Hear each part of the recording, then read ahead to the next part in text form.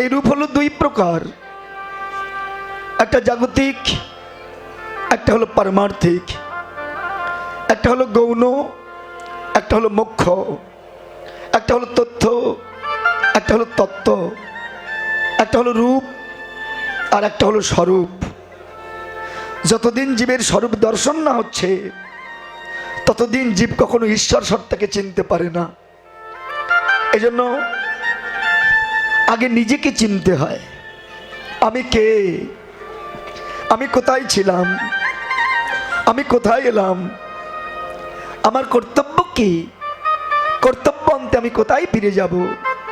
কে আমাকে এনেছিল? কে আমাকে নিয়ে যাবে?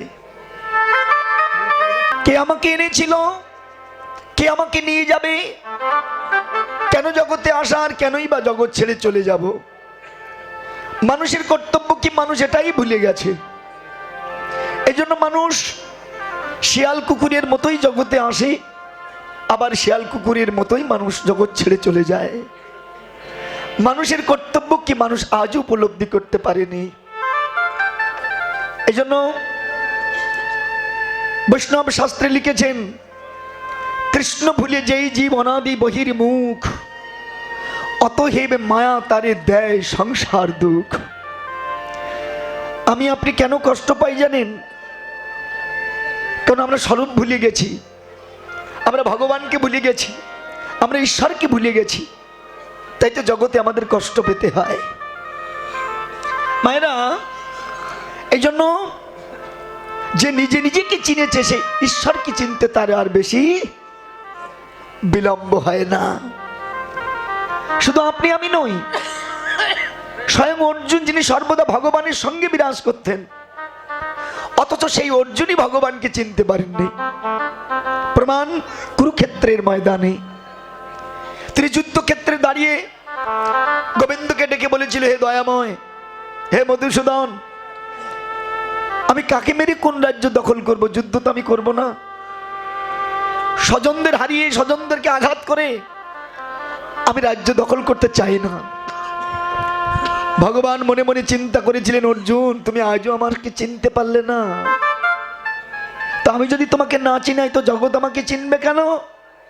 এই জন্য ভগবান তাকে কৃপা করে সেই ব্রহ্ম নয়ন প্রদান করেছিলেন, আর সেই নয়নেই তিনি স্বয়ং ভগবানের বিশ্বরূপ দর্শন করতে পেরেছিলেন। নিতাই গৌর হরিবল, হরিবল, হরিবল।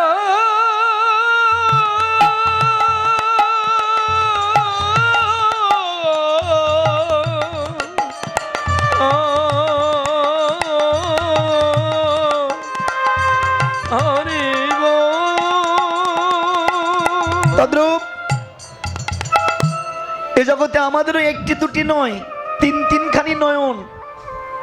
কে লিখেছে? ঈশ্বরচন্দ্র বিদ্যাসাগর। একে চন্দ্র, দুইয়ে পক্ষ, তিনে নেত্র। কেন নয়ন তো দুটো তিনটে লিখলো কেন? না, এই দুটি নয়ন দিয়ে জগৎকে জাগা যায়, কিন্তু ভগবানের লীলাগুলো দর্শন করা যায় না। কিন্তু গুরু কৃপায় যেদিন সেই ত্রিনয়ন প্রস্ফুটিত হবে, সেদিনই মানুষ সেই ঈশ্বর, সেই ভগবানকে চিনতে পারবে, এর আগে নয়।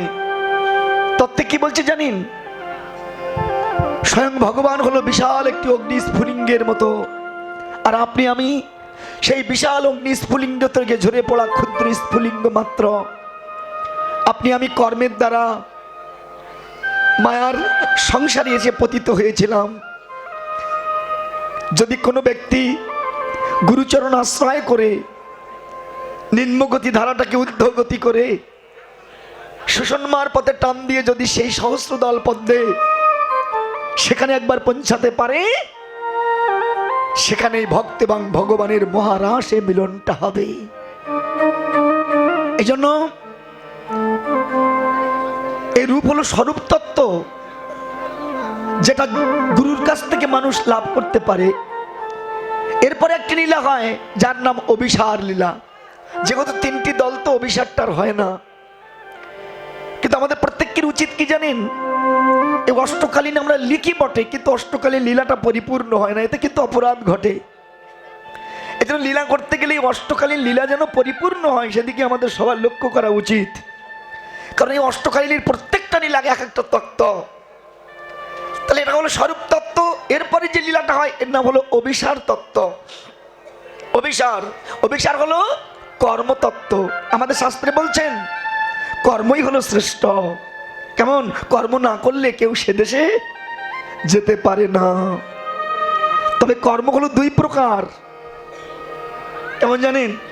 একটা হলো আত্মকেন্দ্রিক, যেটা নিজের সুখের জন্য কর্ম করি, আর একটা হলো কৃষ্ণ সুখের জন্য কর্ম করা। এই কৃষ্ণ সুখের জন্য যারা কর্ম করে তারা ইন্দ্রিয় সুখ চায় না, তারা চায় হে দয়াময় দুঃখ আমি পাই, কষ্ট আমি পাই, কিন্তু ভগবান তুমি যেন সুখে থেকো, তুমি যেন কষ্ট পেও না। এটা হলো অহৌতুকী প্রেম। এটা অনেক ভাগ্যের ফলেই জীব লাভ করতে পারে, এর আগে নয়। এই জন্য মা বৈষ্ণব গীত কবি কি অপূর্ব তত্ত্বগুলো দিচ্ছে। এই জন্য এই রূপ হলো স্বরূপ তত্ত্ব, যা মানুষ গুরুর কাছ থেকে জানতে পারে। আর অভিসার হলো কর্মতত্ত্ব, অর্থাৎ গুরুর কাছ থেকে স্বরূপ তত্ত্ব জেনে কর্মের দ্বারা সে দেশে যাওয়া। কিন্তু বলুন তো বাবা, এখান থেকে সেখানে যাওয়া এটা তো সাধারণ জীবের সহজসাধ্য নয়। এটা অনেক কর্ম করেই, অনেক সাধনা করে সে দেশে যেতে হয়। তত্ত্বে কি লিখেছে জানো? সুটল সুটল সকলেতে কয়, সুটল কাহারে মানি, আপনার রস আপনি সেবয়ে, সেই তো সুটল মানি। প্রকৃতিমতি করে উদ্ধগতি, মণিপুরে লয় রাখি, কুলকুণ্ডলিনী চৈতন্য করি, স্বাদিষ্ঠানে করে সাক্ষী। মেরুলাল বহে অনাহত দিয়ে, বিশুদ্ধ সদনে রাখি, দ্বিদল বইয়া সহস্রারে গিয়া, রসয় শতমুখী। প্রেমের বন্যায় জগত ভাষায়, সুখের নাইকোর, তোতালীলা করি কিশোর আর কিশোরী, দুই রসে দুই ভোর। মূলাধারে খেলা, সহস্রারে মেলা, এই তো সুটল কথা, বাসুলি আদেশে কহে দ্বিজ চণ্ডীদাসে, না হলে মনুষ্য জনমী বৃথা। তাহলে খেলাটা কোথায়? মূলাধারে। আর মেলা বসেছে কোথায়? সহস্রদল পদ্মে। তাহলে ওখান থেকে এখানে আসা এটা তো কোনো সাধারণ মানুষের কাজ নয়, বুঝেছেন? এটা অনেক সাধনার বস্তু। একমাত্র গুরুর কাছ থেকে সেই কর্মতত্ত্ব জেনে যারা নিষ্কাম ভাবে সেই কর্ম সাধন করতে পারে, সেই জন অনায়াসে সেই স্তরে উত্তীর্ণ হতে পারে, এর আগে নয়। দেখেছেন? এই জন্য কোথায় ছিলাম আমি এ কথা আমরা কেউ জানি না। আচ্ছা মা, আমাদের সনাতন ধর্মে জন্মান্তরবাদ আমরা সবাই মানি তো, অর্থাৎ মানুষ জন্ম নিলে তার মৃত্যু অবধারিত, আবার মৃত্যু হলে জন্ম অবধারিত। যতদিন না জীব তার কর্মের দ্বারা, সাধনার দ্বারা ঈশ্বর প্রাপ্তি না হচ্ছে, ততদিন এই জন্ম মৃত্যুর চক্রে তাকে বারবার নিষ্পেষিত হতে হবে, বারবার জগতে আসতে হবে, বারবার জগৎ ছেড়ে যেতে হবে। এই জন্য কোথায় ছিলাম আমরা এটা আমরা বুঝি না। যদি কেউ প্রশ্ন করে আমাদের যে জন্ম এবং মৃত্যুর মধ্যখানে একটা জগৎ ছিল, আচ্ছা কোথায় ছিলাম আমরা বলতে পারবো আমরা কেউ? আমরা কোত্থেকে এসেছি, আবার মৃত্যুর পরে কোথায় ফিরে যাব, এ কথা আমরা কেউ জানি না। কিন্তু যদি কেউ শ্রীমদ্ ভগবত গীতাটা কেউ পড়তো, অনায়াসে তার তত্ত্বটা সে উপলব্ধি করতে পারত। গীতায় লিখেছে দেখবেন, অন্ন হইতে জীবের উৎপত্তি, অন্ন মেঘ হইতে উৎপত্তি, মেঘ যজ্ঞ হইতে উৎপত্তি, যজ্ঞ কর্ম হইতে উৎপত্তি, কর্ম বেদ হইতে উৎপত্তি, আর বেদ পরম ব্রহ্ম থেকে উৎপত্তি হয়েছে। তত্ত্বে বলছে আমরা ছিলাম কোথায়? শূন্যে, মহাশূন্যে, যেখানে না ছিল আমার বাবা, না ছিল আমার মা, না ছিল আমার স্ত্রী, না ছিল আমার পুত্র, কেউ ছিল না আমার।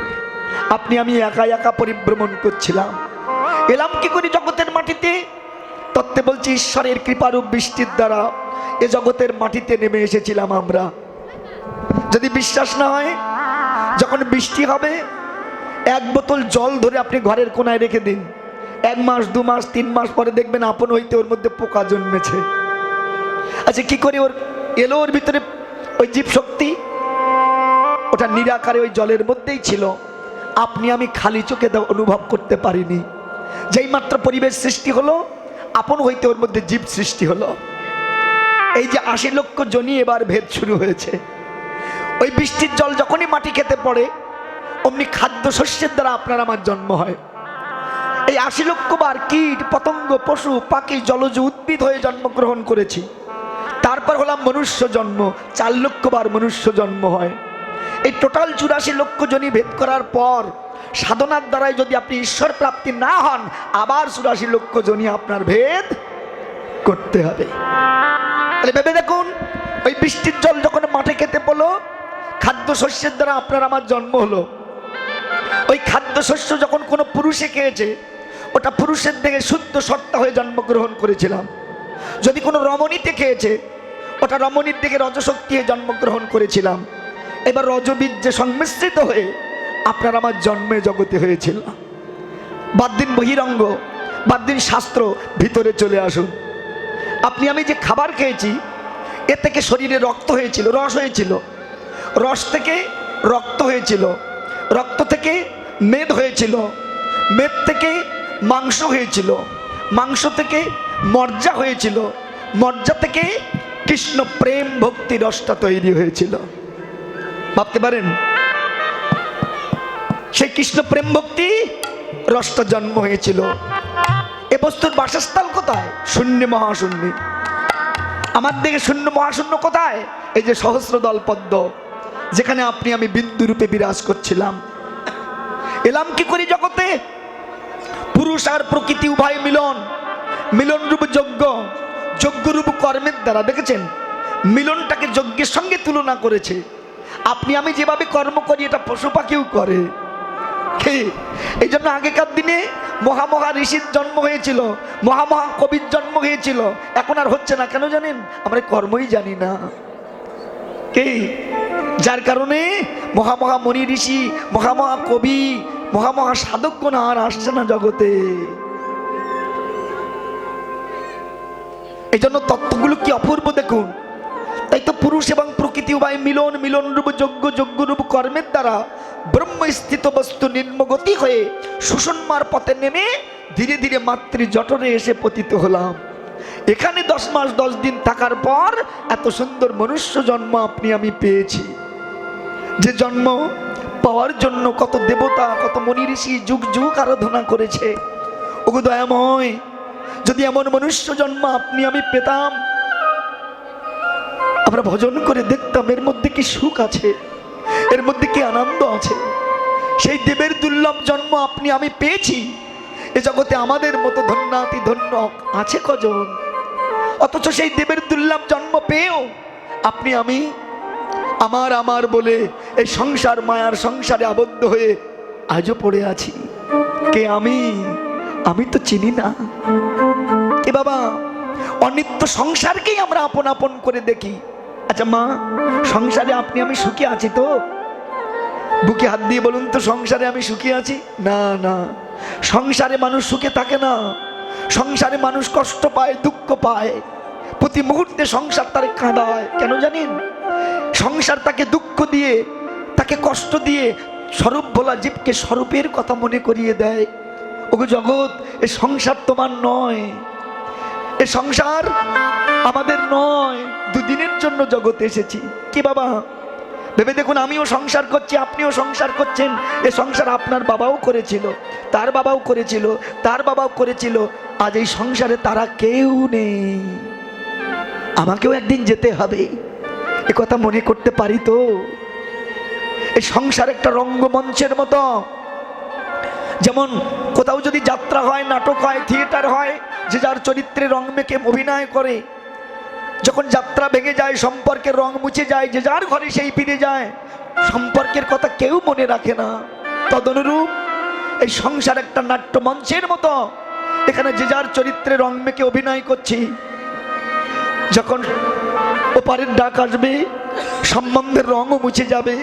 যার যখন ডাক আসবে তাকে যেতে হবে। সম্পর্কের বন্ধন তাকে আর বেঁধে রাখতে পারবে না। এই জন্য এ জগতে কেউ কারো নয়। এসেছিলাম একা, জগৎ ছেড়ে যেতেও হবে একা। কিন্তু কি কর্তব্য সাধিতে জগতে এসেছিলাম, এই কর্তব্যের কথা তো আমাদের কারো মনে নাই। যে কর্ম সাধনার জন্য জগতে এসেছিলাম, সে কর্মের কথা কারো মনে নাই। কেন নাই? মায়া, মায়া আমাদেরকে ভুলিয়ে রেখেছেন এই সংসারে। আপনারা অনেকে জানেন, ত্রেতা যুগে যখন রামচন্দ্র বনবাসে গিয়েছিলেন, সঙ্গে আরো দুজন গিয়েছিল সঙ্গে, তাই না? একজন হলো ঠাকুর লক্ষণ, একজন হলো মা সীতা দেবী। রামচন্দ্র আগে আগে যাচ্ছিল, লক্ষণ সবার পিছনে যাচ্ছিল, আর মধ্যে যিনি যাচ্ছিলেন তিনি হলো মা সীতা। লক্ষণ পিছন থেকে বারবার চেয়েছিলেন যদি প্রভুর রামের চরণটা একটু দেখতে পেতাম, যদি প্রভু রামের চরণটা একটু দেখতে পেতাম, কিন্তু দেখতে পাচ্ছে না। কেন জানেন? মধ্যখানে মায়ারূপ সীতা বিরাজ করছিলেন তাই। তদনুরূপ জীবাত্মা পরমাত্মা একই দিকে বিরাজ করে, অথচ দুজন দুজনার মধ্যে কোনো সংস্পর্শ নয়। লালন ফকির গান লিখেছে না, আমার বাড়ির পাশে আরশি নগর, সে তাই আগে পড়শি বসত করে, আমি একদিনও না দেখিলাম তারে। আমার বাড়ির পাশে তার বাসা, অথচ আমি তারে চিনি না, আমি তারে জানি না। কেন না? এই মায়া আমাদের বিভাগ করে রেখেছেন। যেদিন গুরু কৃপায় এই মায়া দূরীভূত করতে পারবেন, সেদিনই জীব পরমাত্মার কাছে পৌঁছাতে পারবেন, এর আগে নয়। এই জন্য সেই স্বরূপ বলা জীবকে স্বরূপে ফিরিয়ে নিয়ে যাওয়ার জন্যই আমার করুণাময় ভগবান এবার আপনি ভগবান হয়ে ভক্ত হয়ে নবদ্বীপে আবির্ভূত হয়েছেন। সেই ভগবানের অপরূপ রূপ মাধুর্য নবদ্বীপে একজন দেখেছিলেন। তিনি কে গো বাবা? এই যে কীর্তন মিডিয়া দাদা, খুব ভালো দাদা আছে।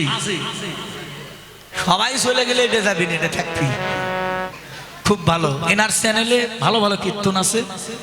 কীর্তন মিডিয়া টিম লিখবেন, অনেক কীর্তন আসবে, আপনারা শুনবেন। আমাদের অনেক কীর্তন ছাড়া আছে। আমার ইউটিউবে চ্যানেলে কি কীর্তন মিডিয়া টেন সকল সনাতন ধর্মে যত বড় বড় কীর্তনীয় আছে হয়েছে নাম কীর্তন লীলা কীর্তন। এই যে কীর্তন মিডিয়া এই চ্যানেলটি সকল কীর্তনীয়দের কীর্তন এই ইউটিউব চ্যানেলে পাবেন আপনারা।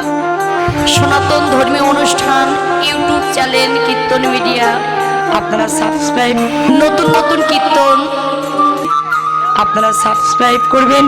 এবং অষ্টকালী নীলা কীর্তন, গীতা পাঠ, মহানাম যজ্ঞ অনুষ্ঠান, এক নাম নীলা কীর্তন, আপনারা সকলেই ওই চ্যানেলে সাবস্ক্রাইব করবেন। গীতা পাঠ, ভাগবত পাঠ সকল কিছু এই চ্যানেলে দেখতে পাবেন। এবং সকলেই দেখবেন এবং বেশি বেশি করে শেয়ার করবেন, যেন সকলের মাঝে দাদা আরো ভালো ভালো কীর্তন আপনাদেরকে উপহার দিতে পারে। কীর্তন মিডিয়া সকল ভক্তগণই এই চ্যানেলটি দেখবেন। হ্যাঁ, তো গৌর হরি বল, হরি বল, হরি বল। আমার এই দাদা আমার অনেক কীর্তন সেরেছে বাবা। আমার এই কীর্তন মিডিয়া টিম লেখলে বহু কীর্তন, আমার কীর্তন, অন্যান্য কীর্তনে কীর্তন, বাউল গান, কবি গান, শব্দ গান, লীলা কীর্তন, নাম কীর্তন, অনেক কিছু পাবেন। আপনারা এই চ্যানেলটা সাবস্ক্রাইব করবেন, এটা আমার অনুরোধ।